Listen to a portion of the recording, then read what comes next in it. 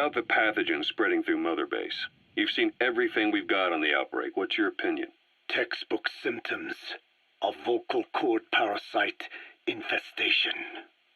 And judging from this casualty list, it is the Kikongo strain, meaning a breed of parasite that triggers symptoms upon detecting pronunciation specific to Kikongo. So our Kikongo-speaking staff are at risk? Quite so. He's right. All the victims do speak Kikongo. So they can survive if they just use another language? There is no guarantee. You're only dealing with the Kikongo strain. Other language strains may be present. You well know he was teaching them languages from all over the world.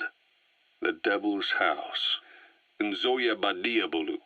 There is no way to know how many strains he has at his disposal. So how do we keep them from becoming symptomatic? You mentioned using microbes. Use this. A type of Wolbachia, introduced to a sample of the parasite. Wolbachia?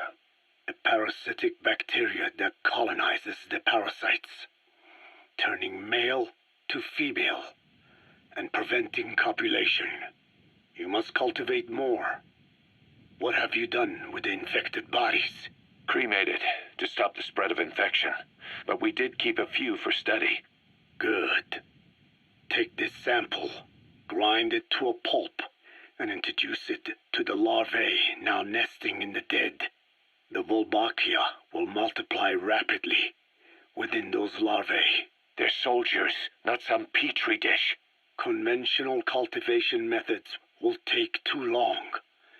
Extract the Wolbachia from those larvae and vaccinate your men. Kikongo speakers first. This is the fastest, surest way. No one is to speak a word of Kikongo until the Wolbachia are safely inside them. I will instruct your medical staff in detail on site. You have the appropriate facilities. Yes, but do not worry. I made a pact with your bit de Cholone on the honor of the Dene. I speak no lies. Keep an eye on him. Will do. Follow me. I'll take you to the medical team. Now, we must wait for the Wolbachia to multiply in the larvae. How is the disease transmitted? If it's carried by insects or rodents, then... There is no intermediate host. So... The vocal cord parasites lay their eggs in the larynx of the host. Most hatch and migrate to the lungs, but some are transported to the mouth through ciliary movement, mixing in with saliva. Saliva. Droplet transmission. Sneezing, coughing. Any food or water containing infected saliva. It would spread fast. Indeed. And when the larvae migrate to the lungs, symptoms can resemble the early stages of a cold, making it easy to infect others. Meaning a simple conversation would be enough to pass it on. All right, so what happens after the larvae migrate to the lungs? It is as I said before.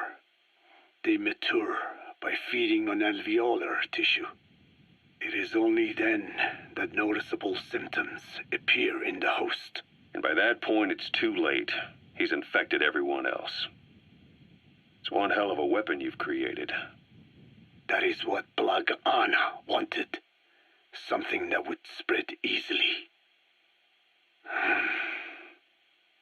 In truth, he's not the reason. But we will discuss that another time. The Wolbachia have multiplied. We're preparing to extract them and begin vaccinating. But is this really the only way? Sure, it'll prevent infection, but the cost... You would rather remove their vocal cords? No. Tactical communication's a linchpin of what we do. What if we were to ban the use of Kikongo? Insufficient. First, there's no guarantee that only the Kikongo strain is here. Second, there is the matter of how the parasites lay their eggs. Before they can copulate, they must be exposed to the pronunciation of a specific language for a period of time, like a container filling with water.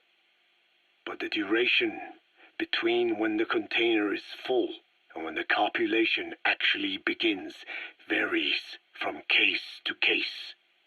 In other words, even if the infected stop speaking as a countermeasure, it may already be too late.